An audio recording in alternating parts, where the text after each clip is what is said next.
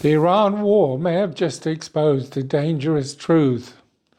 The same surveillance systems governments buy to control their populations can be turned against them and expose them to their enemies.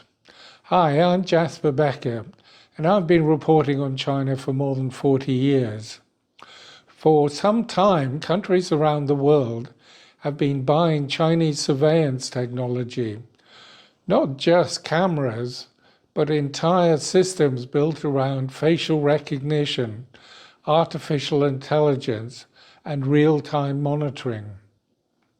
These systems can identify individuals in crowds, track movement across cities, and match faces to national databases, and then analyze behavior patterns.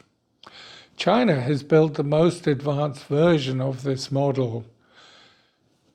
There are hundreds, perhaps millions of cameras linked to AI, connected to telecom networks, and crucially, China doesn't just use this technology, it sells it.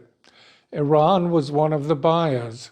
Over the past decade, it imported systems from ZTE, Huawei, Hikvision, and Dahua technology. With these, they have built a surveillance system designed to monitor communications, identify protesters, and enforce social control. But the war has revealed something quite unexpected. According to reporting by the Financial Times, Israeli intelligence may have accessed parts of Tehran's traffic control system over a period of years. That would mean tracking vehicle movements across the city, analyzing patterns of behavior, and potentially monitoring the routines of senior Iranian figures. The same system used to watch the population may therefore have been used to watch the state and its leaders. Now, we should be careful.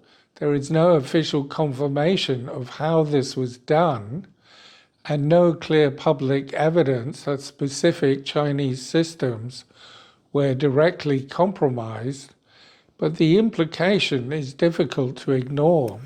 China didn't just build the systems to control its own population. It exported them across the world. This is becoming a huge business.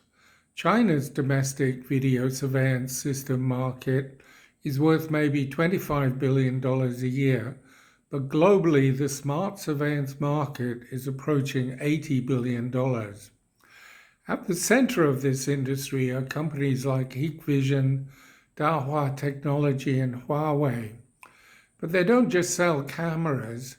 They sell AI systems, facial recognition software, cloud platforms, data integration, training.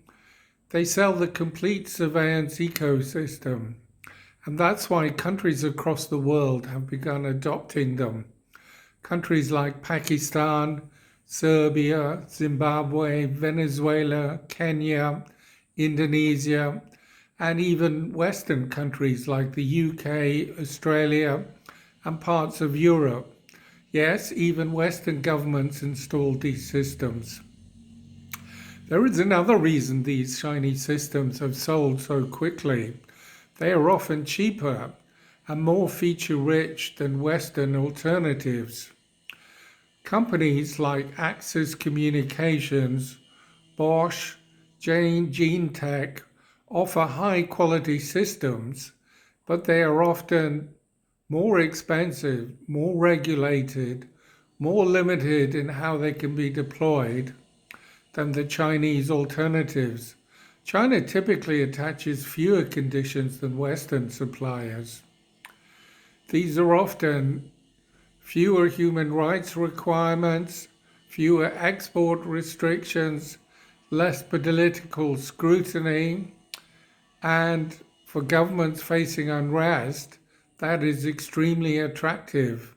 They get advanced technology, rapid deployment, and greater control and flexibility without external pressure, and often very generous financing packages. In many cases, these deals are supported by Chinese banks as part of broader infrastructure partnerships linked to the Belt and Road Initiative. Nowhere is this clearer than in Africa. Across the continent, at least 11 countries have invested heavily in Chinese AI powered surveillance systems. Total spending in Africa is estimated at over $2 billion. These systems are used for urban monitoring. China is not just exporting technology, it is exporting its own model of control. Facial recognition systems depend on one thing above all: data. They require constant connectivity, centralized databases, real-time processing, continuous data flow, and all this is what gives them their power. But it's what also creates the risk, because these systems are always connected, centralized, and constantly communicating. So should an adversary gain access to them, even partially, they won't just see through the cameras, they'll see movement, patterns, relationships, infrastructures, layouts, behavioral trends, and that is why surveillance systems are no longer just tools of control, they are intelligence platforms. And after what we've seen happening in Iran and how leaders have been wiped out in precision attacks, whether they're in meetings or resting in their homes, many governments are going to be very worried indeed, above all the Chinese government. So if you bought Chinese surveillance systems, you are now at risk.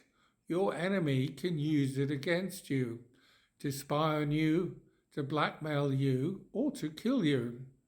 The people who are watching, controlling everything could be the very ones most at risk. The surveillance business model is never going to be the same again.